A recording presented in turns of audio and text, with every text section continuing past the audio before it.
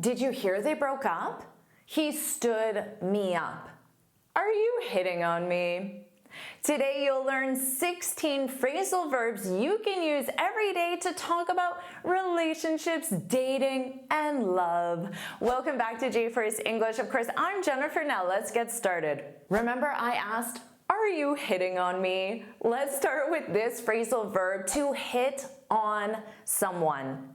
This means that you're showing romantic interest. So when I asked you, are you hitting on me? I'm asking you if you are romantically interested in me. Now maybe I'm asking this because you were making intense eye contact, or you were complimenting me, or just because you always are very close to me. So I want to know, are you hitting on me? Keep in mind though that many women use this in a negative way. I left the party because some guy kept hitting on me. Or maybe if a friend asked you, do you think Mark likes me? You can say he was totally hitting on you. She was totally hitting on you. Just know that to use this phrasal verb, to hit on someone, it sounds more direct and aggressive than to flirt with someone. So maybe you can say, you were totally flirting with the delivery guy. So here, flirt is not a phrasal verb. It's the verb flirt. And when you specify the someone, you do use the preposition with. Don't worry about taking these notes. I summarize everything in a free lesson PDF. You can find the link in the description. Let's talk about to ask someone out. This means to invite someone on a date. Now, a date is a romantic outing, so dinner and a movie. But you can go to dinner and a movie with a friend. A date is always romantic. So maybe you say, he finally asked her out after weeks of flirting with her during lunch breaks. So he finally said, do you want to go to the movies on Friday night? Or maybe you say, I'm not surprised he asked you out. He was definitely hitting on you at the party. Or maybe as encouragement to your friend, you say, if you like him, stop waiting and just ask him out. If you like him so much, why don't you just ask him out? Let's move on to check someone out. This is to look at someone romantically because you find them attractive. So maybe she tried to be discreet, so act in a way that wasn't obvious. She tried to be discreet, but she kept checking him out at the gym. So she kept looking at him as he was working out at the gym. Now maybe the gym guy notices and says, I noticed you were checking me out. You were looking at me romantically. How about we grab a drink tonight? You were checking me out the other day. And then you instantly text your friend and say, oh my God, the hot gym guy finally asked me out. I've been sending him signals for weeks. Now, to send someone signals, that's not a phrasal verb. It's an idiom, but is commonly used in this context. And it means to say or do things that make it obvious you're romantically interested. So if you keep checking someone out, that's a way you make it obvious. Let's review the difference between check someone out and hit on someone. When you check someone out, you're observing, you're looking at, but you're not interacting, you're not talking to them. When you hit on someone, you're interacting, you're probably talking or even touching. In both cases though, you're romantically interested.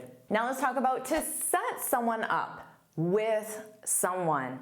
This means to arrange a date between two people. So you act as the matchmaker.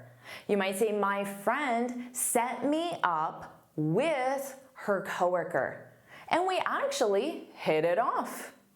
Or maybe, you should let me set you up with someone. You've been single for 2 years. Clarissa's still trying to set me up with her. But you reply back and say, there's no way I'm going on a blind date. Do you know what a blind date is? This is a date between two people who have never met each other before in person. Hopefully you don't have to use the phrasal verb to stand someone up, because this means to fail to show up for a date without telling the other person. It's a terrible thing. So you ask your friend, "How was your date with Brad?" And then your friend replies, "You won't believe it. He stood me up," which means your friend was waiting at the cafe or the bar or the movies alone and Brad never came. Or maybe you say to someone, "I know you're nervous about the blind date, but you can't just stand him up. That's cruel." Maybe your friend was saying, "I'm just not gonna go," which would be cruel. You can't just stand him up. Now let's review to go out with someone, and this has two different meanings. It can mean simply to go on a date with someone. So maybe you say, "Sorry, I can't hang out tonight. I'm going out with Brad." Maybe you're giving him a second chance, even though he stood you up. "I'm going out with Brad." Yeah, I'm going out with Sam. This means you're going on a date with Brad. But keep in mind, this phrasal verb can be used in a non-romantic context. So I could say, "Denise and I are going out tonight. Do you want to join us?" So this is just friends going out. Now the context will usually make it obvious if it's a date or just friends. But if it's unclear, you can ask for clarification. So maybe your friend says, "Sorry, I can't hang out tonight. I'm going out with Brad." Now, how would a native clarify if this was just a friendship or a romantic outing? Now, a native would say, "You mean on a date?" Or something that is very native is, "You mean out out? You're going out with Brad?" But that one you may not feel comfortable using. Now the other meaning of to go out with someone means to be in a romantic relationship. So for example, how long have you and your girlfriend been going out? Now, the action started in the past and continues until now, which is why it's the present perfect continuous. And you're asking, how long have you been together romantically? So you can say, "We've been going out for a few weeks now. It's still pretty casual." Let's review to hit it off with someone. I already used this in one of our examples. This means to immediately like someone and get along very well when you first meet. So you might say, "We went out last night and hit it off immediately." Or maybe you say to your friend, "You went out with Brad last night, right? Did you hit it off?" Did you hit it off? Now this is used idiomatically, so it's always hit it off. You need that "it" in there.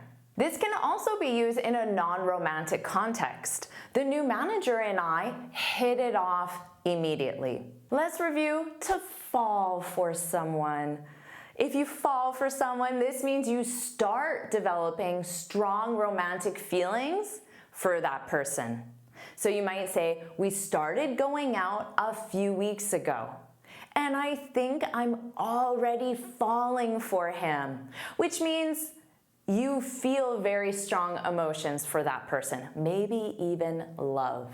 You might use this as advice and say, "Be careful, you don't want to fall for a married guy." And a lot of people say, "I wasn't looking for anything serious, but I couldn't help falling for her." This means you wanted to keep it casual, but you developed strong feelings for her. Oh my God, you're falling for her. Now, hopefully you don't do this to lead someone on.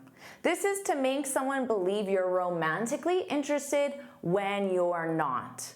Now, to be fair, often this can be accidental. You don't mean to do this. The other person just interprets you laughing as their jokes as you're interested romantically when you're not. You just laugh at people's jokes. But this is often used in a sad way. "I totally fell for him, but he was just leading me on. He made it seem like he was really interested in me when he wasn't." Or you might say, "I thought we really hit it off. I don't know what happened." And then your friend says, "She shouldn't have led you on."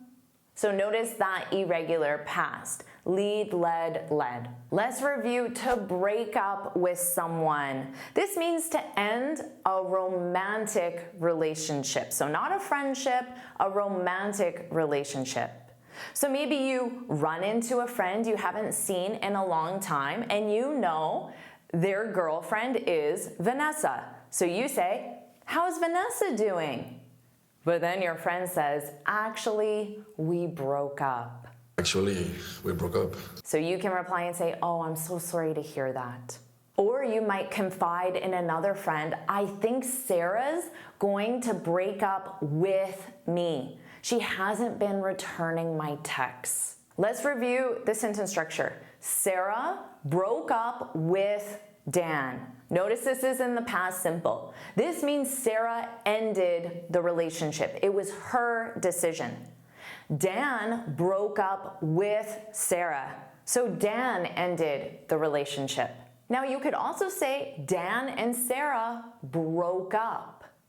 So here there's no with because the two people are already mentioned. Dan and Sarah broke up. They broke up. In this case, it's unknown who ended the relationship, but it is over. Let's review to cheat on someone, the topic of many movies, books, TV shows, and real life situations. This is to have a romantic relationship with someone else while you're already in a relationship. So maybe you ask, do you know why Dan and Sarah broke up? They seem so happy. Apparently, she cheated on him with her ex. So you cheat on someone with someone else. She cheated on him. Or you might confide in a friend, "I think Brent's cheating on me." So he's doing the action now. "I think Brent's cheating on me. He's been acting really weird lately." Or your friend confides in you, "I kissed that girl that was hitting on me at the bar." And then you say, "How could you? How could you cheat on Celine?" And Celine's your girlfriend or wife. Now let's move on to something perhaps more positive, to get back together with someone. This means to resume a romantic relationship after breaking up. So maybe you say, "I saw Dan and Sarah together at a restaurant. I thought they broke up." They did, but they got back together. So remember, when you use to get back together, they had to originally be together, and then they separate, and then they return. She won the award and they got back together. Or you might ask a friend, "Do you think you and Vanessa will get back together?" Or you could say, "Do you think you'll get back together with Vanessa?" And you might say, "No, it's definitely over. She made that very clear." So if you add that, you know it's Vanessa's decision to not get back together.